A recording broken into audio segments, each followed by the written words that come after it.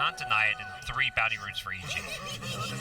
That's how we play against Alchemist. Try to steal as many bounties as possible. Top lane.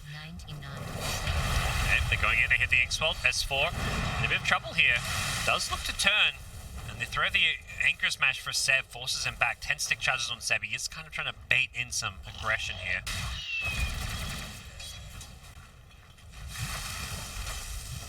Early days, it is EG with an edge in the laning stage. Definitely kill that homing missile. Denied by the homing missile. Nice. Nope, it's top lane. They bring down crit. Jerix and Seb teaming up for that one. These early points in the Inkswell, comboing with the Sanking and the Burrow Strike initiation, looking pretty scary. Very potent stuff. And NoTail, what a teammate. He TPs just to get this stack off, I believe. That is true 5-position support play. Haste rune, can Thompson get this? No, he doesn't. Another rune stolen by EG. They're doing such a good job controlling these runes. Denying them time and time again from Thompson's Ember Spirit, who would have loved to have gotten some of these to refill his bottle. Makes his life so much more difficult. And I love the build on Smail this game. He goes for 3 Null Talisman boots so he can take a fight. Like, this hero can be really aggressive early on with this kind of a build. And with that haste rune, Fly ran in. He gets a ward down deep in the enemy jungle, and by the top shrine, he just scouts, but over in the other side of the jungle, oh, he's also scouting. He's not blocking either camp. They just want to get vision of the Alchemist so they can go for some kills, perhaps. And I guess if you do block those camps, you risk feeding away gold, because it becomes very easy to de-ward those observer wards.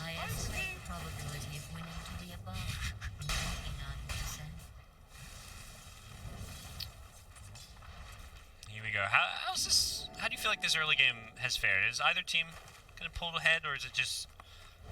It's pretty even. Alchemist is now just farming the jungle. This is the time where EG needs to buy some smokes and try to take some stacks from him. Lina is level 4, 2 points in Dragon Slave. She can easily steal some of the creeps. Also, Gyro just hit level 6. If they want to make a move, he can easily rotate as well. Yeah, instantly Fly and Arteezy were running at this Chen, but it doesn't seem like they'll be able to do a whole lot. But you need to buy a smoke and play some... Oh, NoTail's tipping Fly. Oh no. Careful. I think he saw that gank coming and he says, I see you, buddy. Although I don't think he was using that word to describe it. Jerix is gonna kill that Observer Ward straight away.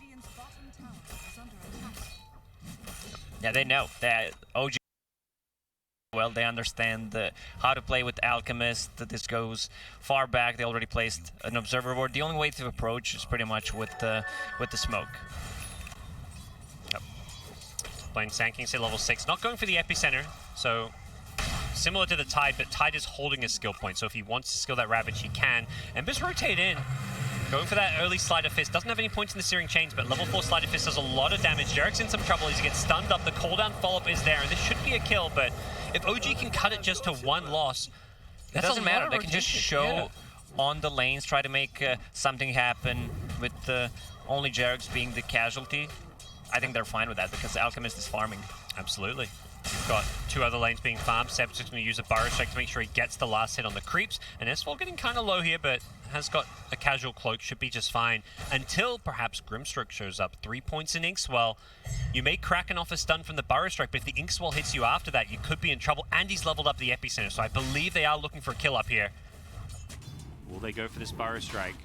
He's still saving a point for Ravage. There it is. Phantom. I didn't get... Oh, they didn't keep the silence on.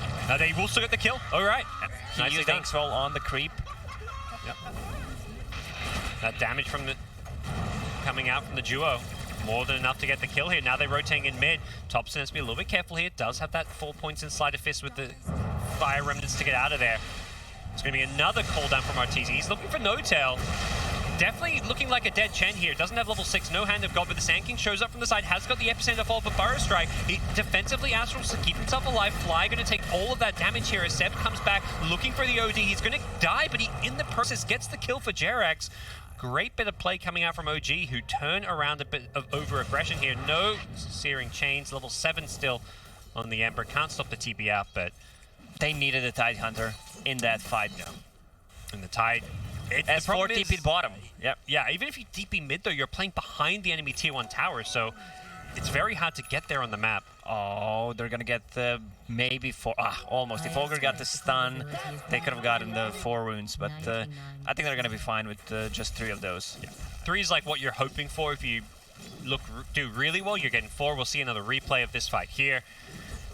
Again, Arteezy very gung-ho about just dropping this cooldown the second the hero gets stunned up. It gets these early kills, but you see Sumail here, he's coming in from behind, and Tide is still dead. So this fight's broken. If you're Tide Hunter, you're respawning, you feel like you can't get to this fight because it's not near one of your towers. Your team playing behind the enemy lines makes it so hard to get into.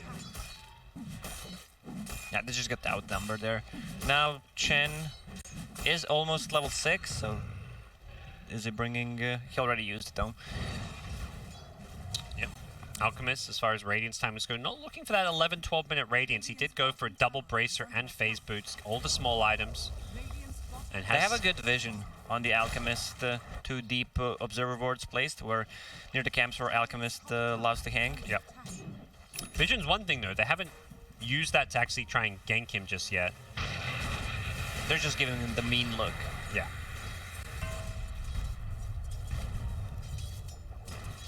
Rotation coming in, a CS4 Thompson. He's hit level 8 now, still not going for the Searing Chains, wants to prioritize the more defensive build. So he's going to Remnant on forward, has got the Ink Soul on now. This is not looking good for Fly. The cooldown being used as well. Thompson, Slider Fist is there with the Burrow Strike follow-up. They may get S4 as well. He's been silenced up now as well. Has got the Ravage if he can get rid of the silence. He's not going to get a chance to go for it though. Not sure it would have mattered too much as well, as Arteezy wasn't really in fighting shape there.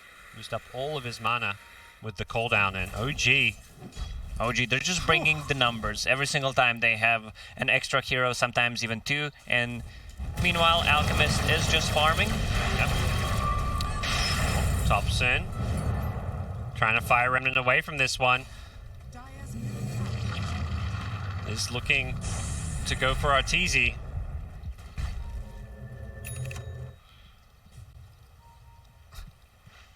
Sorry for the extra messages.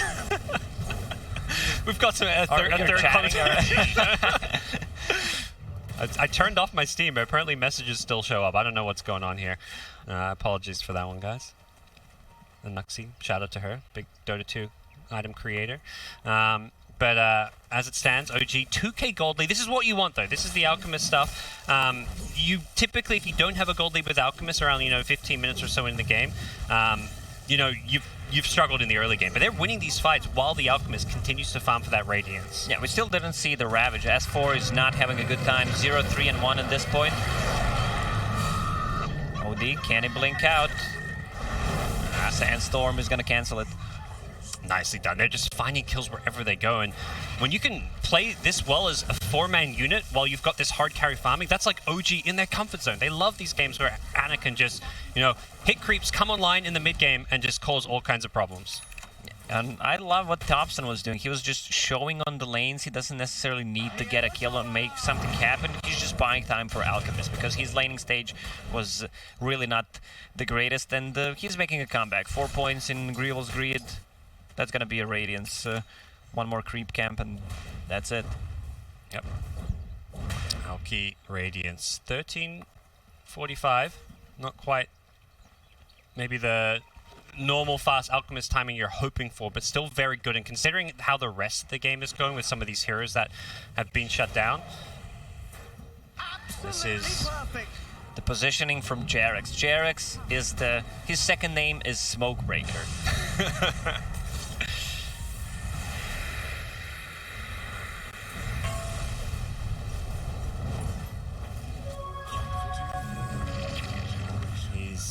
Managed to prevent another EG rotation. It just feels like OG have this sixth sense right now for all these rotations coming in. A lot of the wards from OG from the early start, they're reading the map so well. Now they have that Radiance, it's go time. Sanking has a Blink Dagger, and they instantly smoke. But at the same time, EG, talk about OG reading EG's movements, it goes both ways. They dire scan, they see this movement coming. Will they try and bait and take this fight? They need the Tide. The Ravage is coming. It's not quite here in time, perhaps. Arteezy's going to be careful. He's going to go down. He does not have a BKB yet. Ty's rotated in from the side, but they're going to throw the Ravage, hit several. They kill off No-Tail. He instantly buys back to come back into this fight. No-Tail will be TPing back in as Thompson in the front lines with that flame gun. He's just so damn tanky, and the Sleight of Fist spam does so much damage at this stage of the game. They're going to look for a 4th kill here. They want S4, and there's just nothing EG can do to win this one. Another Burrow Strike from Seb, and they're going to finish off S4 as well. Sumail bails them. He just TP stopped to pick up at least the bounty runes because this fight didn't go well. He's in already trouble, used though. the Blink Dagger and Astral. He's dead. Yeah. He may have gotten a bounty rune. I mean, he's getting some tips. OG, 4K gold lead. They just completely team wiped EG. They killed every single hero in the game. Bottom lane. They will lose Jarix. He gets caught, left behind, but ultimately that is a support. Mr. Smokebreaker himself. Sometimes you die for those smoke breaks. Yeah, really well played by OG. They use the Inksvell on a Sanking. He blinks in, finds the Gyrocopter before he could get any spells off. And this is where the damage comes from. OD was also not in that fight. He didn't use a single spell. Once Alchemist gets a BKB, that's going to be so tough to play. And Chen immediately buybacks after he dies, uses Hand of God, and even gets a double kill with his creeps. Yeah, No-Tail. I mean, this is why I think a lot of people expected Chen to be one of the most banned heroes of this tournament. It just provides so much, and it's such a nuisance from this 5-position role. And when you combine it with other healing sources like the Alchemist Chemical Rage, it just buffs up these heals so much. Lina is level 10 with the cast range talent. Also has an urn. I was thinking about Spirit Vessel, but I mean, it's not going to be that effective against Alchemist because he's going to have 2 ways of dispelling it with Chemical Rage, BKB. Alchemists don't go for Manta styles anymore. Like if you check the talents, they usually go for attack speed, the damage. They even go for Cleave.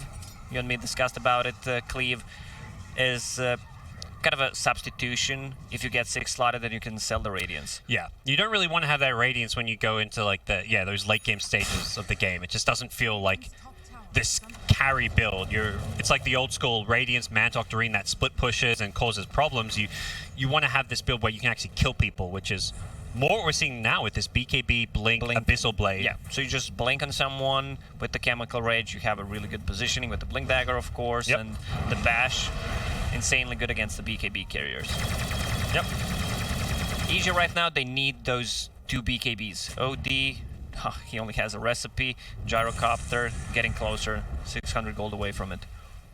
The timing from OG is insanely good. BKB is up on Alchemist. They want to make something happen right now. They blink in with the stun, the Burrow Strike. They want to burst down Fly here. It is just an Ogre Magi, but on the back lines, they're going to throw out a Ravage here, trying to turn this one around here, but Thompson was inside the Astral, so he doesn't get hit by this.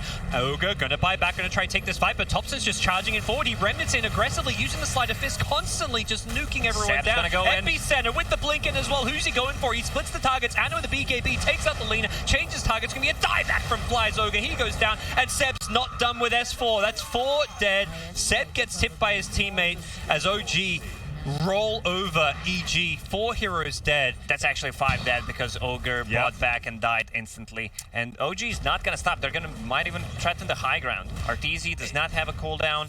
Flak Cannon is on a cooldown as well, but they're pinging Roche.